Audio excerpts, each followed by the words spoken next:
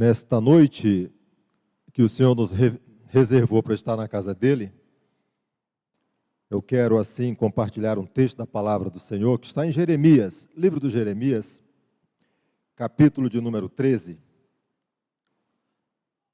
Jeremias capítulo 13, a partir do versículo 12 até o versículo de número 18. Abra sua Bíblia, aqueles que estão aqui no templo podem acompanhar a leitura através do telão. Antes, porém, eu quero fazer um convite à igreja, a toda a igreja. No próximo sábado, dia 29 de julho, a congregação presbiteriana em Aruana, filha desta igreja, na qual nós estamos assim pastoreando, estará realizando ação social com evangelização. É uma escola do município, ali no bairro 17 de março. A escola fica exatamente na frente do posto de saúde. E esse é um momento muito especial porque cumpre aquilo para o qual a igreja de fato existe. Ela existe para estender a mão, para abraçar e para pregar a palavra, anunciar a verdade por meio do Evangelho do Senhor. Nós teremos assim já devidamente alinhados nesta programação, médicos daqui, a exemplo do doutor Natanael, a doutora Raíssa, filha do Eribaldo e da Gilda, a psicóloga Mônica, o reverendo Onésimo, na qualidade de psicólogos, além de uma nutricionista, corte de cabelo, de uma equipe daqui da 12 de agosto, e durante toda a manhã e toda a tarde estaremos trabalhando também no foco da evangelização. Um trabalho em apoio ou em cooperação com o Ministério Déboras, da Igreja Presbiteriana 12 de agosto. As irmãs estão inseridas nesse contexto e nos alegramos muito com esta iniciativa. O bairro 17 de março é um bairro que fica bem próximo do bairro da Aruana, onde temos orado ao Senhor para que possamos, num tempo breve, começarmos um trabalho já de plantação de um novo ponto de pregação, culminando assim num trabalho que vai alavancar para a obra do Senhor naquele local. Estejamos orando, irmãos. Quero lembrar também que o presbítero Levi está apoiando este trabalho, concedendo assim a estrutura de som, pois ao final da evangelização com ação social, nós teremos o culto de adoração, marcado exatamente para as 16h30, em decorrência do horário e da disponibilidade dos irmãos ali naquele local. Esteja orando. Se você está presente, aquele que nos ouve neste momento, puder comparecer, esteja conosco, cumprindo assim aquilo que o Senhor tem nos chamado. Jeremias capítulo de número 13, versos 12 ao versículo de número 14, nos fala assim: pelo que diz-lhes esta palavra, assim diz o Senhor, Deus de Israel, todo jarro se encherá de vinho, e dir-te-ão, não sabemos nós muito bem que todo jarro se encherá de vinho? Mas tu dize-lhes, assim diz o Senhor, eis que eu encherei de embriaguez a todos os habitantes desta terra, e aos reis que se assentam no trono de Davi, e aos sacerdotes e aos profetas, e a todos os habitantes de Jerusalém, falo-os-ei em pedaços, atirando uns contra os outros, tanto os pais como os filhos. Diz o Senhor, não pouparei, não terei pena, não terei deles compaixão, para que os não destrua. Ouve e atentai, não vos ensoberbeçais, porque o Senhor falou.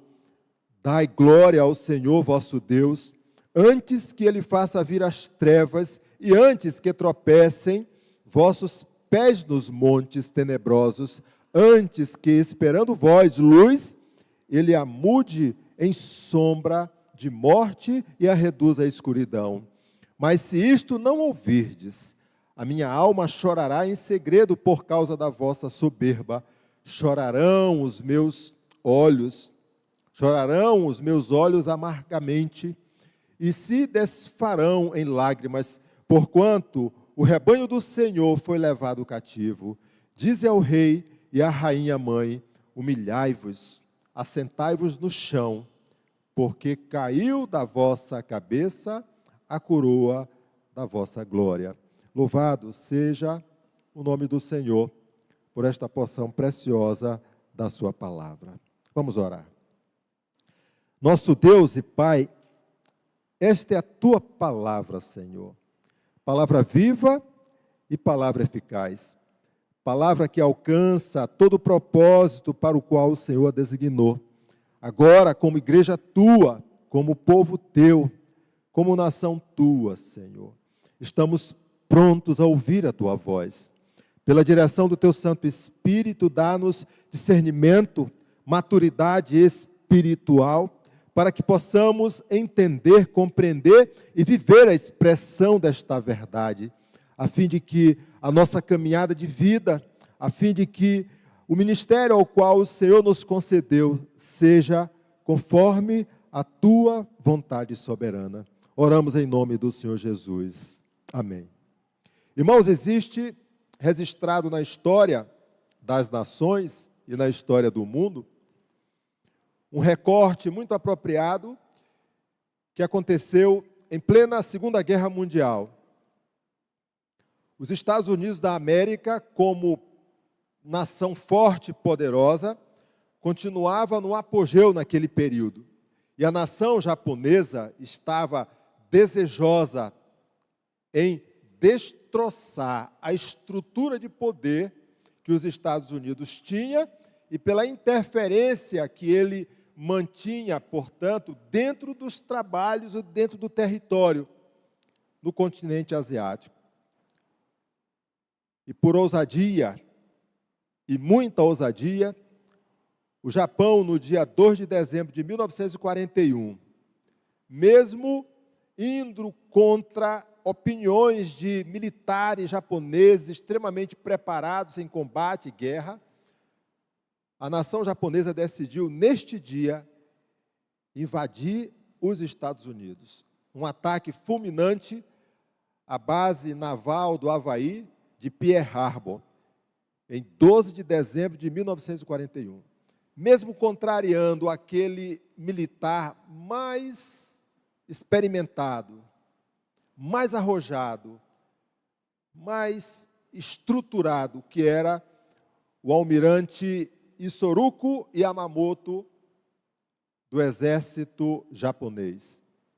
O almirante defendia que o problema que estava acontecendo entre o Japão e os Estados Unidos deveria ser resolvido na esfera diplomática e não na linha de batalha. Mas a nação japonesa decidiu avançar e aquele almirante ficou encarregado de comandar esse ataque à base naval de Pearl Harbor. O resultado foi assustador para a nação dos Estados Unidos e para todo o mundo, porque eles entraram, destroçaram a base naval de Pearl Harbor, destruindo a frota de aviões, uma parte da frota de navios, e resultando assim em mais de 2.300 soldados mortos e mais de 1.143 soldados feridos. O almirante Yamamoto havia falado para os seus superiores japoneses que era temerário atacar a nação dos Estados Unidos. E se o fizesse, teria que ser um ataque rápido, preciso e para destroçar a estrutura de força. Porque se não fizesse assim, a nação americana se levantaria e viria, meu irmão, como um grande gigante contra a nação japonesa. O fato é que, anos mais tarde, precisamente no dia 6 e 8 de agosto de 1945, os Estados Unidos prepara um forte avanço bélico, militar, contra a nação japonesa. E nós temos na história registrado que no dia 6 foi despejado bombas nucleares, atômicas, sobre a cidade de Hiroshima. E no dia 9 de agosto de 1945, outras bombas sobre a cidade de Nagasaki, tendo um resultado de aproximadamente mais de 100 mil mortos, imediatamente após essas bombas terem sido despejadas sobre essas cidades. Sem contar aqueles que foram feridos gravemente em decorrência da radiação, aqueles que foram lesionados seriamente e morreram anos após, e aqueles que ficaram lesionados para o resto da vida.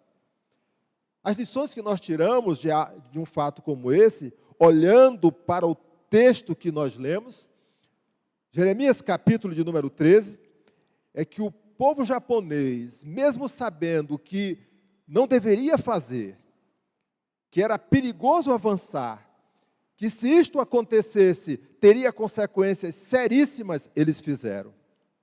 A nação de Judá, no tempo de Jeremias, foi instruído pelos profetas que eles deveriam seguir segundo o curso da vontade do Senhor, pois essa nação foi chamada para caminhar na presença do Senhor, para receber, portanto, a instrução que vinha de Deus.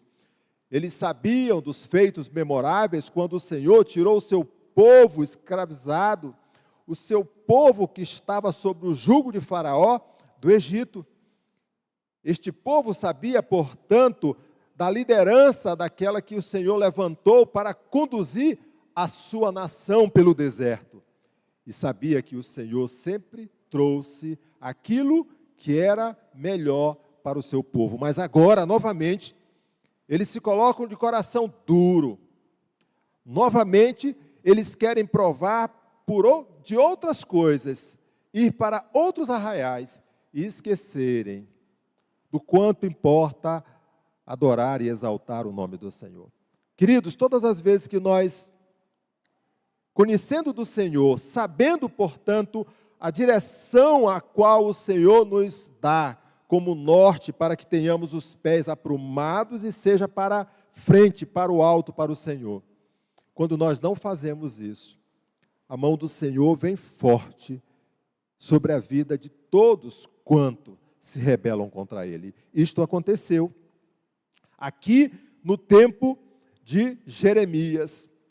A mensagem que Jeremias traz retratando este momento aqui é que este povo está em pecado e que haverá uma invasão de um povo duro, de um povo cruel, que vai ser conduzida pelo próprio Deus, como chicote, para trazer esta nação rebelde, incrédula, essa nação, portanto, que se levantou contra o próprio Deus, contra o seu Deus, estes rigores. O flagelo de destruição haverá de acontecer. A condição clara de Judá era uma condição espiritual de flagrante adoração a ídolos. A história é tão dura que nos fala que em determinados momentos a incredulidade era tanta que crianças eram ofertadas ao deus Moloque. Crianças, portanto, eram levadas ao fogo, consagradas a um deus pagão. E isto acontecia fora dos muros de Jerusalém e era feita necessariamente para adoração a deuses estranhos e não ao Senhor. Essas atividades, elas foram combatidas em determinado momento, mas voltaram à atuação. E agora o profeta novamente está levantando a voz e dizendo: o Senhor virá e a mão do Senhor pesará contra todos aqueles que se rebelaram contra o Senhor. É diante deste contexto que queremos tratar nesta noite algo muito apropriado para as nossas vidas, pois muitas vezes, meu irmão, muitas vezes, até aquelas pessoas que nós amamos, pessoas conhecidas, que caminham conosco para a igreja, têm ouvido outras vozes, têm seguido outros caminhos, que não são nem a voz do Senhor, nem os caminhos do Senhor. Esteja atento para ouvir a voz do Senhor. Esteja atento para ouvir a voz do Senhor. O que isso representa? A primeira lição que nós tiramos das circunstâncias em que Jeremias está nos falando a partir dessa ilustração do jarro quebrado. Vamos observar o texto nos versículos 12 ao versículo de número 14. Pelo que dizes esta palavra, assim diz o Senhor, Deus de Israel: todo jarro se encherá de vinho, e dir-te-ão: não sabemos nós muito bem que todo jarro se encherá de vinho? Mas tu dize-lhes: assim diz o Senhor, eis que eu encherei de embriaguez a todos os habitantes desta terra, e aos reis que se assentam no trono de Davi, e aos sacerdotes, e aos profetas, e a todos os habitantes de Jerusalém, falo-ei em pedaços, atirando uns contra os outros, tanto os pais como os filhos, diz o Senhor, não pouparei, não terei deles compaixão, para que os não destrua. Irmãos, nós estamos olhando algo que o Senhor vai fazer àqueles que se rebelaram contra Ele. Aqueles, portanto, que vão buscar outros arraiais, mas não querem mais estar na presença do Senhor. No tempo de Jeremias, o quadro estava claro, era desolador, mesmo diante da insistência do profeta perante o povo, para que eles pudessem se voltar para Deus. E se você observar o início do capítulo 13, o Senhor vai falar com o profeta Jeremias e vai usar uma ilustração muito clara e muito apropriada para os nossos dias. Ele vai dizer para o profeta pegar um cinto e envolver no seu lombo, mas para não molhar. Este cinto não poderia ter contato com a água. Tempos depois, o Senhor volta novamente à presença do profeta e fala para ele pegar aquele cinto que foi envolvido no seu lombo e ir para junto ao Eufrates e colocar aquele cinto entre as rochas, colocar ele de tal sorte que ele permaneça ali. E passaram-se meses, e o Senhor novamente fala ao profeta, para que ele volte lá onde ele depositou na fenda da rocha o cinto, e retire de lá. E quando o profeta retira este cinto da fenda da rocha, o cinto está apodrecido, está fedendo, está num estado totalmente deplorável. E o Senhor fala: assim está a nação de Israel. Quando nós olhamos para manifestações como essa, pensamos de forma muito clara. 2.500 anos já se passaram, muito, muito, muito. E parece que nós estamos nesses dias, nós estamos nesse tempo, quando o Senhor fala, quando a palavra existe, quando a instrução é clara, mas o coração está apodrecido. O orgulho está tão grande que tem matado as pessoas. A condição espiritual de Judá era de flagrante adoração a ídolos, como falei ainda há pouco. Mesmo conhecendo da verdade, eles haviam assim estavam caminhando contra tudo aquilo que o Senhor já havia manifestado para ele. Olhe para o capítulo 11, dos versículos 3 ao versículo 4. O profeta, o Senhor vai lembrar esta nação, por meio de Jeremias, como é que esta nação deve viver. Diz-lhes: assim diz o Senhor, capítulo 11, versículos 3 a 4. Diz-lhes: assim diz o Senhor, o Deus de Israel: maldito o homem que não atentar para as palavras desta aliança, que eu ordenei a vossos pais, no dia em que eu os tirei da terra do Egito, da fornalha de ferro, dizendo: dai ouvidos à minha voz, e farei tudo segundo o que vos mando. Assim vos me sereis a mim por povo, eu vos serei a vós outros por Deus. Está muito claro, este povo era um povo da aliança do Senhor. E a aliança, quando o Senhor faz conosco, irmãos e querido presbítero Hélio, é uma aliança de sangue. Deve ficar muito claro para nós. É aliança de sangue, meu irmão. E a aliança de sangue representa algo direto e objetivo. Se você cumpre, o Senhor estará caminhando juntamente com você, por onde for, em qualquer tempo. Se descumpre, se transgride, o caminho, meu irmão, é diverso. Não mais na presença do Senhor, mas afastado do Senhor. É caminho de morte. Por isso que a aliança é uma aliança de sangue. O povo havia conhecido do Senhor, provado do seu amor, mas agora está rebelde. Voltou-se contra o seu próprio Deus. Está muito claro, diante dessa ilustração que falamos ainda há pouco, do cinto que está apodrecido, fedendo, está totalmente desgastado.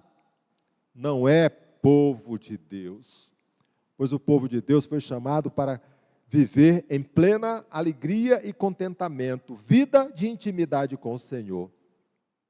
Assim, o Senhor está falando àquela nação de forma muito clara. E agora ele fala, a ira do Senhor virá. Olhe para o capítulo 11, versículo de número 14 do texto de Jeremias, ele nos fala assim, tu, pois, não ores por este povo, nem levante por eles clamor, nem oração, porque não os ouvirei, quando eles clamarem a mim, por causa do seu mal. A condição clara aqui é que a ira do Senhor virá, e até mesmo a oração, até mesmo o clamor, diante do coração duro, orgulhoso, incrédulo, transgressor, não será ouvido. O profeta aqui anuncia claramente a ira do Senhor que se acendeu contra Judá. Esteja atento para ouvir a voz do Senhor. O que isso representa? Representa que a ira do Senhor virá. A ira do Senhor virá. O profeta anuncia que esta ira se acendeu exatamente contra tudo quanto foi realizado, vivido e agora manifestado por este povo. A lição que fica é que possamos estar atentos, pois quando transgredimos, quando subvertemos, quando não damos ouvido à verdade por meio do Senhor, algo haverá de acontecer na nossa vida. A segunda lição, meu irmão, esteja, portanto, atento à voz do Senhor. Como isso é manifestado?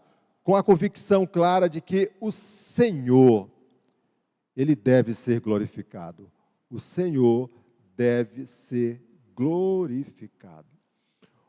O versículo 15 ao versículo 17 do capítulo 3 nos fala assim, 13 nos fala assim, ouve e atentai, não vos ensoberbeçais, porque o Senhor falou, dai glória ao Senhor vosso Deus, antes que Ele faça vir as trevas, e antes que tropecem vossos pés nos montes tenebrosos, antes que esperando vós luz, Ele a mude em sombra de morte, e a reduza à escuridão. Mas se isto não ouvirdes, a minha alma chorará em segredo por causa da vossa soberba.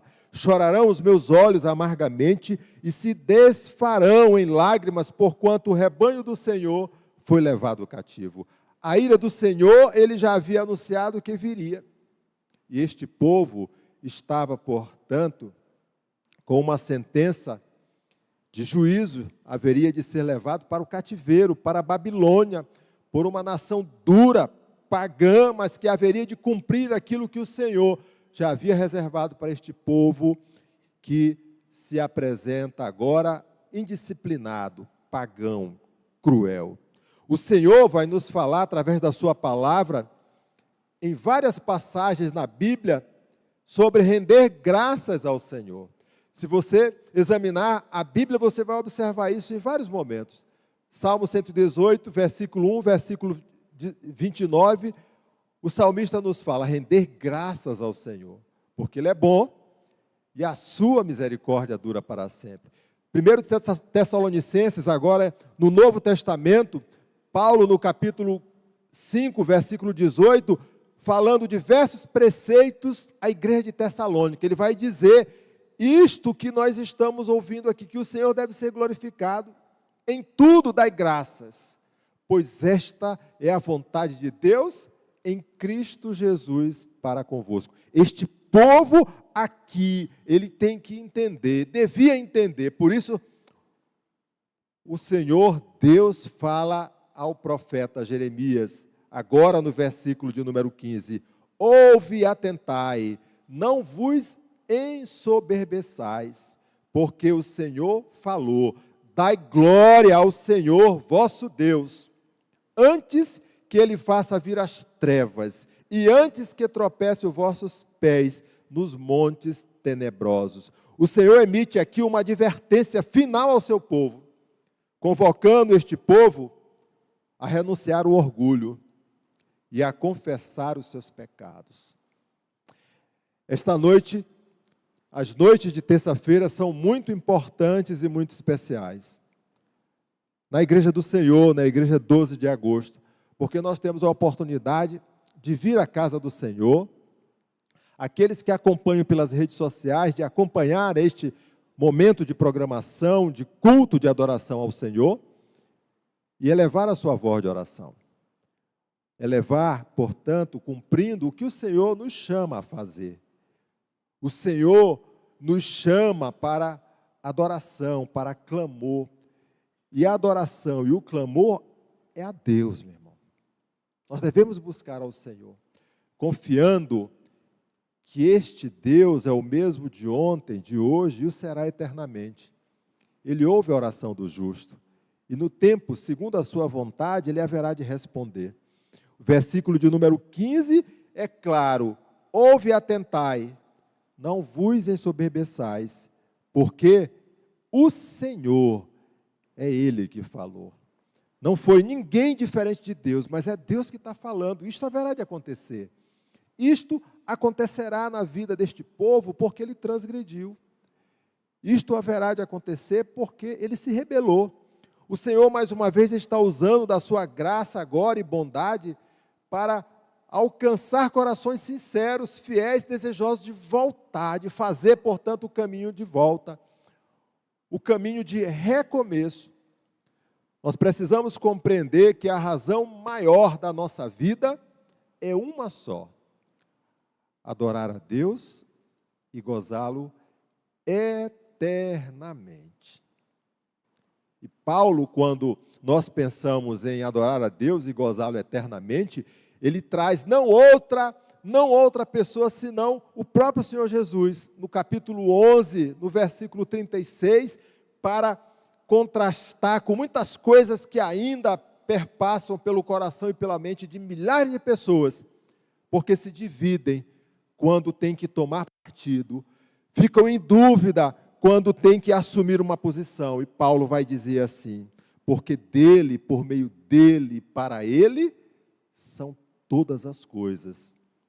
A ele, pois, a glória eternamente. A quem? A Cristo, nosso Senhor e nosso Salvador. O profeta Jeremias está afirmando pela direção do Espírito que aquele que está falando é Deus. Não devendo assim o homem ser orgulhoso a ponto de cegar diante da realidade que está posta na sua vida. Não ouvir a voz do Senhor, não reconhecer que Deus é quem o chama, se torna extremamente temerário. Porque se nós não fazemos isso, pode surgir outra voz, pode surgir outro vento, pode surgir outra manifestação diferente, que não é a de Deus. E às vezes se dá ouvido a isto, e milhares de milhares são conduzidos para a morte, quando deveriam estar desfrutando de uma plena comunhão na presença do Senhor. Há um tempo atrás eu visitei um irmão querido que estava assim, ausente já da igreja já há um bom tempo. E como eu não conseguia falar com ele na casa, pois nunca dava certo, marcava e não dava, trabalho, né, atividades outras, e nunca dava certo. Aí eu encurtei o caminho, né? Em vez de ir na casa, eu fui no trabalho. No trabalho eu vou ter que encontrar, porque ele vai estar lá, né? E aí deu certo, né? No trabalho. Eu queria saber o porquê da ausência. Por quê? Porque nós estamos aqui prontos para ajudar, como pastor, como irmão, como servo do Senhor, nós estamos prontos para ajudar. De repente está passando por um momento difícil, um momento de tribulação. Queria compartilhar. E quando estava com o irmão, e ele relatava a dificuldade, tentando justificar, e depois que falou tudo, eu entendi que ele estava afastado porque ele estava gostando do que ele estava fazendo, de uma vida de afastamento, de uma vida de deleites, de outras coisas, que são contrárias, portanto, a toda a instrução do Senhor. E eu perguntei para ele, pois era preciso que ele pudesse assim, como ele não estava indo para a casa de Deus e não estava ouvindo a voz do Senhor, reconhecendo que é crente, que ele é crente, ele precisava ouvir a voz de Deus. Eu perguntei para ele: o que te impede, meu irmão? O que está impedindo você, a sua vida, de voltar para a comunhão, para a presença do Senhor? E a resposta dele foi a resposta que milhares e milhares de pessoas têm dado assim: eu reconheço, pastor, que tenho pecado, que estou errado, mas eu não tenho forças de voltar para a presença de Deus. Isso é muito sério. Isso é muito sério. Porque o Senhor vai nos falar que a voz dele, a voz de Deus, ela é inconfundível. Nós não precisamos, ou não precisamos assim ousar a trocar a voz do Senhor, a confundir a voz do Senhor. Por isso nós precisamos estar perto de Deus, caminhando assim na presença do Senhor Jesus. João, capítulo de número 10, versículos de 2 a 4, Jesus, que está se apresentando como o bom pastor, ele traz essa consistência verdadeira da voz que nós devemos ouvir. E ele nos fala assim, João capítulo 10, versículo 2 a versículo 4. Aquele, porém, que entra pela porta, esse é o pastor das ovelhas. Para este o porteiro abre, as ovelhas ouvem a sua voz, ele chama pelo nome as suas próprias ovelhas e as conduz para fora.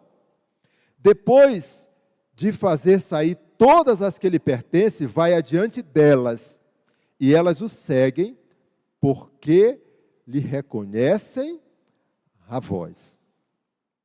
A voz do Senhor, meu irmão, ela é inconfundível, ela é incomparável. Como crente, nós precisamos ouvir a voz do Senhor. Ouvir a voz do Senhor, pois ouvindo a voz do Senhor, nós vamos estar cumprindo aquilo que o texto nos fala aqui. Precisamos estar atentos para ouvir a voz do Senhor, pois o Senhor, Ele, somente Ele, deve ser glorificado. Glorificado. A terceira e última lição: esteja atento para a voz do Senhor. Por que que nós devemos estar atentos? Porque este homem deve se humilhar diante do Senhor. O homem, ele deve se humilhar diante do Senhor. Quando oramos, como buscamos ao Senhor, nós declaramos que é Ele que conduz, é Ele que tem, portanto, a providência, é Ele que estabeleceu os decretos de tudo aquilo que nós possamos imaginar. É a Deus, é ao Senhor. O versículo de número 18 nos fala assim: dize ao rei e à rainha Mãe, humilhai-vos, assentai-vos no chão, porque caiu da vossa cabeça a coroa da vossa glória. A ordem seguinte aqui é dirigida a duas figuras principais da corte, o rei e a rainha. O rei e a rainha são monarcas, foram, portanto, instituídos naquela condição por Deus para que pudessem liderar esta nação.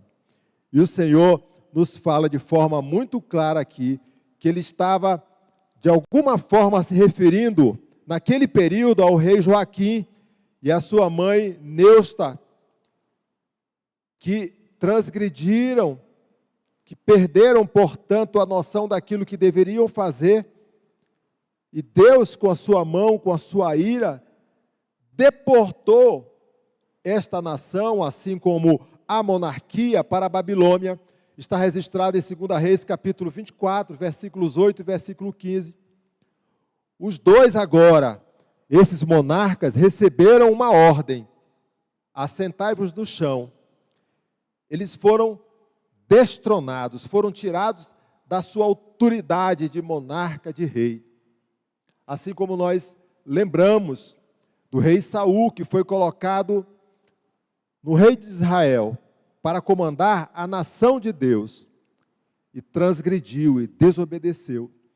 E Deus se afastou da presença de Saul e levantou aquele que seria um rei segundo o coração de Deus, ou um homem segundo um coração de Deus, o rei Davi. Agora ele está falando aqui novamente, no tempo de Jeremias, que esses reis, eles não vão mais se assentar no trono. E assentar-se no chão, meu irmão, pode ser também o significado de vergonha, de profunda lamentação, mas que foram tirados daquela condição de deleite que se encontravam, e ali já não estão mais. Eles não usarão também a coroa da vossa glória, símbolo da realeza. Eles foram destituídos como todos aqueles que foram deportados com o povo de Judá. O versículo de número 19 do capítulo 13 nos fala assim em Jeremias: as cidades do sul estão fechadas, e ninguém aqui as abra. Todo Judá foi levado para o exílio, todos cativos. Agora, a condição é bem clara. Esteja atento para ouvir a voz do Senhor. Este homem, ele deve se humilhar diante de Deus. Agora está muito bem claro, não existe mais esperança para a nação. A sua doença, o afastamento da presença do Senhor. O coração, portanto, orgulhoso, está incurável. A doença de seu pecado está no estágio terminal e a destruição é certa. O exílio é inevitável, uma experiência para quem abandonou o Senhor e confiou em tantas outras coisas, menos no próprio Deus. Humilhar-se é voltar para Deus, é reconhecer que somente o Senhor pode mudar a sorte, mesmo diante de uma nação tão tosca, tão dura, com um coração, meu irmão, tão rijo como a nação de Judá. Que possamos entender duas lições de forma clara e direta que a palavra do Senhor nos fala neste momento. A primeira delas, que o pecado é morte. O pecado é afastamento da presença do Senhor. São barreiras que são levantadas, e são levantadas frutas de manifestação do próprio homem, da própria dureza do coração. Precisamos estar edificados sempre na presença do Senhor, para fugir do pecado. E para isso nós precisamos estar alimentados através da palavra, em vida de íntimo relacionamento com o Senhor, caminhando em comunhão. A segunda lição: esteja com o ouvido e o coração pronto para ouvir a voz de Deus. Ouvido e coração pronto para receber o que Deus tem para a sua igreja, para o seu povo, para os seus filhos. a nação japonesa duvidou do potencial dos Estados Unidos. E o resultado foi que cidades foram destroçadas, arrasadas, aniquiladas, milhares de pessoas mortas, para que no dia 15 de dezembro de 1945, os Estados Unidos, a nação japonesa pudesse declarar para os Estados Unidos da América e para o mundo que eles estavam se rendendo, que foi um erro começar algo que eles não poderiam terminar. Que possamos estar na presença do Senhor, caminhar na presença do Senhor, para que não só o início da nossa caminhada, mas o encerramento e fechamento seja sempre para louvor e glória do nosso Deus. Que Deus nos abençoe e nos guarde nesta caminhada de fé. Amém?